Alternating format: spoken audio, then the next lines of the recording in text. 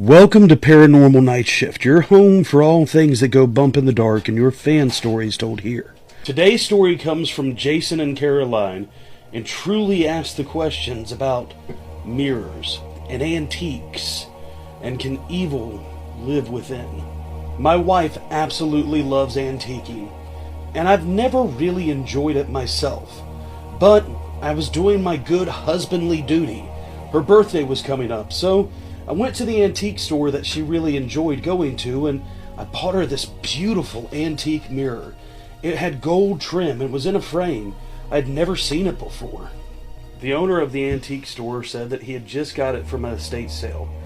Didn't know much about the piece, but he let it go at a good price. I put it up in our bedroom so that I could surprise my wife for her birthday. The paranormal activity started instantly. That night, my wife was almost restless. We had gone to bed early, but she couldn't fall asleep.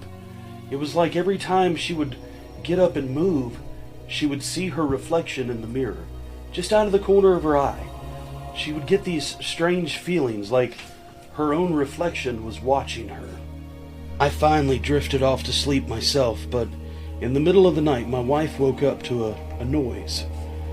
She opened her eyes and saw that the mirror was hanging crookedly on the wall.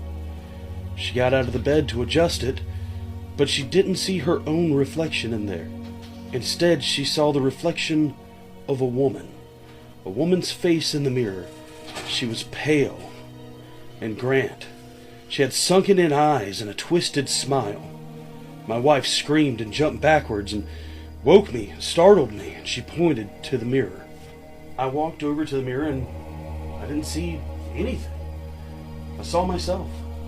I fixed the mirror back onto the hook on the wall and went back to sleep. It must have just been a nightmare, sweetheart. Just go to sleep. I wish it was just a nightmare. It continued that way for days. My wife became drawn to the mirror, and the woman in the mirror would appear nightly, her reflection getting closer and closer, getting more and more detail. My wife said she could hear it whispering things to her, things that she couldn't understand, but it was terrifying. My wife couldn't sleep anymore. She started to lose weight. Her hair started to fall out. Everything about the mirror just frightened her. She didn't know what to do. And me, as her husband, I didn't know what to do. One night, I awoke out of bed to see my wife just standing there, looking into the mirror. Closer and closer. She was almost in a trance. I tried to speak to her and she didn't hear me. She was paying no attention to me, just talking to the reflection in the mirror, her reflection in the mirror. And her reflection began to look more and more like the woman in the mirror. The more hair she lost, the more sickly she became, the more her eyes sunk into her head.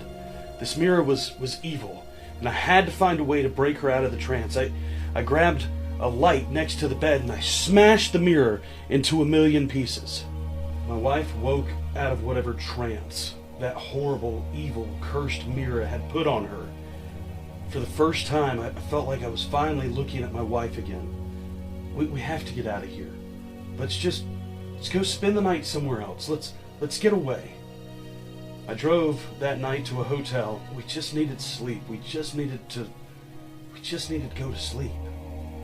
During the car ride there to the hotel, I asked her, like, what were you talking to in the mirror? What was the mirror saying to you?